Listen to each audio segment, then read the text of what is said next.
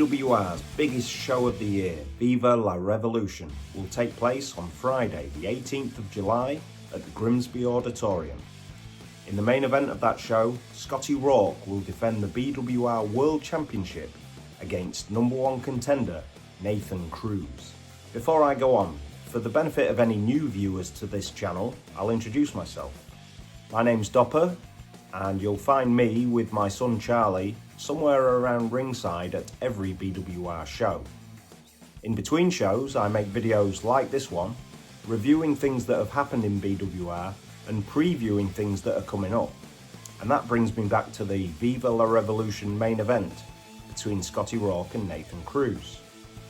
These two competed for that same BWR world title a little under a year ago, and I made a video back then explaining some of the reasons why I thought Nathan was going to win. BWR World Heavyweight Champion Scotty Rawk is on a roll. Since winning the title last November, Scotty has retained it in 7 successful defences. No other BWR champion that came before him ever achieved more than 4. He has successfully defended the title against former ICW Heavyweight Champion Jack Jester, former TNA X Division Champion Speedball Mike Bailey, former Rev Pro Heavyweight Champion Shah Samuels, former BWR Heavyweight Champion Will Cruz, and many others. Even outside of BWR, he's been invited by the top promotions in Poland and Italy to defend the BWR Championship on their shows.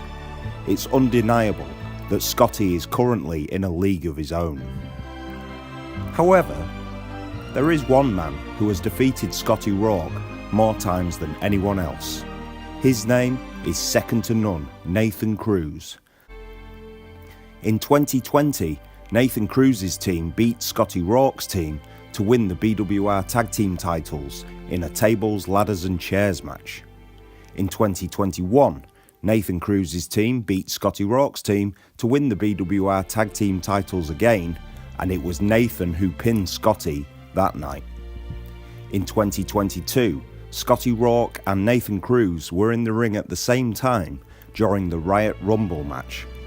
Neither man won that night, but Scotty was eliminated before Nathan. In 2023, Scotty faced Nathan in a singles match. For the second time, Nathan Cruz pinned Scotty Rawk to win. So what I'm saying is, if anyone has Scotty Rawk's number and the ability to end this winning streak, Nathan Cruz is that guy. He got the better of Scotty inside the BWR ring in 2020, 2021, 2022 and 2023. Can he do it again in 2024?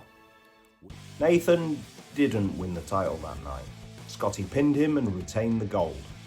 But just reading out that result doesn't tell you the whole story. And the differences between the circumstances surrounding that match back then compared to the circumstances surrounding this match coming up are why I think Nathan has an even better chance this time round. Let me explain. September 2024. Scotty Rawk was flying high on the back of 7 successful title defences in 7 months.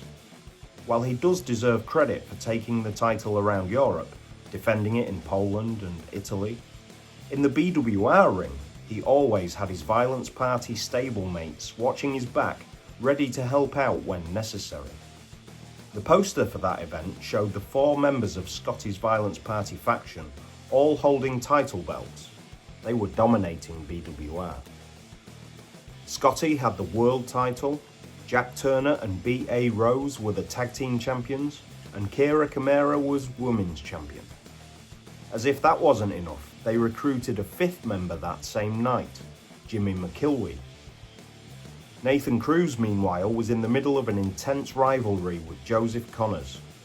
A big win at the previous event over Connors is what earned Cruz that title opportunity, but their score was not settled just yet.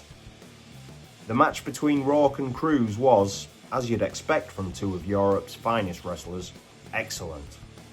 They went back and forth, but as Cruz started to gain the upper hand, Violence Party members Turner, Kamara and McIlwee all came out to help Scotty. Nathan was able to keep them all at bay for a while, until a hooded figure entered the ring holding a kendo stick. After revealing himself to be Joseph Connors, he smacked Cruz right on the temple with that stick, and that made him easy pickings for Rawk to hit his patented spinning kick and register the pinfall. So Nathan had to battle Scotty Rawk, 3 of Scotty's mates, and a former world champion who happened to be wielding a massive wooden stick. He didn't stand a chance. So what's stopping that from happening again this time? A few things. First of all, Kira Kamara has been put on sabbatical from BWR after repeatedly refusing to defend the women's title against #1 contender Lizzie Evo. Secondly, at the most recent show, Riot Rumble, Scotty forced Jimmy McIlwee to relinquish his tag team title belt over to Jack Turner. A move which both angered Jimmy, understandably, and, while he didn't say anything at the time, it did look to me like Jack Turner might have been a bit conflicted about the whole thing. So all is definitely not hunky-dory within the Violence Party, regardless of how much Scotty Rawk would say otherwise. And I think that could work in Nathan's favour. There are some other differences this time too. After that memorable feud culminated in a brilliant last man standing match last November, Cruz went on an extended break from BWR, with no baggage or loose ends waiting for him when he chose to come back. Speaking of that match with Connors in November, we discovered that night how Nathan had learned from the experience of getting screwed over by Violence Party, because he had some backup of his own ready to assist when one of Connor's mates attempted to interfere. Nathan's best friend and former tag partner, Matt Myers, was on hand to help out that night, and I'd like to think he might be again, if required, at Viva la Revolution. So we can add that to the list of differences from last time as well as Rawk's backup being diminished and in a state of disarray. Nathan now has backup of his own.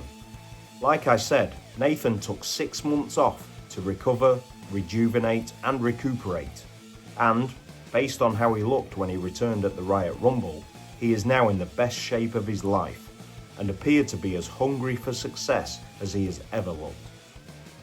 Compare that to Scotty Rawk, who in the same 6-month spell spent a night in hospital after being on the end of one of Hardman Dan's lethal punches. He got put through a table by Yorkshire Tough at No Gods No Masters, and then nearly had his spinal column split in half by Dara Diablo. Quite the contrast. Scotty probably thought he could just walk away. He probably thought Nathan was dead and gone. But there's some things that just never change, and Nathan's still second to none.